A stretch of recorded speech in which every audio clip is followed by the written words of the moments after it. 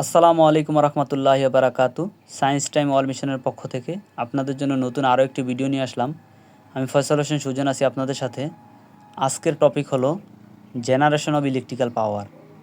Generation of electrical পাওয়ারে আজকে আমরা একটি উইন্ডার টারবাইনের নিচে এসে দাঁড়িয়েছি।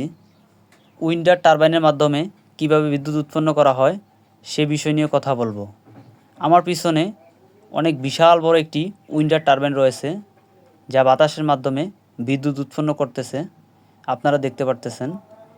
এই উইন্ডার টারবাইন দিয়ে যে বিদ্যুৎ উৎপন্ন হয় তা আবার স্টেপ আপ পাওয়ার ট্রান্সফর্মার মাধ্যমে 33 কেবি লাইনে রূপান্তর করা হয়।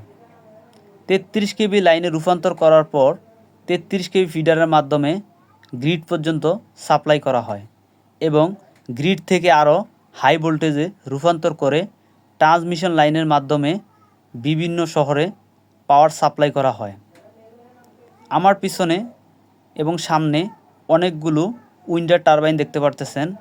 এগুলো সবগুলোই বিদ্যুৎ উৎপন্ন করতেছে সম্পূর্ণ বাতাসের শক্তি দিয়ে। বাতাসের শক্তি দিয়ে বিদ্যুৎ উৎপন্ন করা মানে নবায়নযোগ্য একটি শক্তি। যতই না বিদ্যুৎ উৎপন্ন করা হয়, এই শক্তি কখনোই ফুরাবে না। এটা হলো প্রাকৃতিক শক্তি।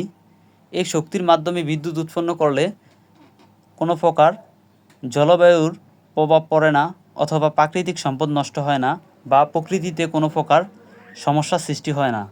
যাই হোক, আজকে আপনাদেরকে একটি উইন্ডার টারবাইনের নিচে নিয়ে আসলাম এবং তা সংক্রান্ত অনেকগুলো তথ্য দিলাম। ধন্যবাদ আপনাদের সবাই।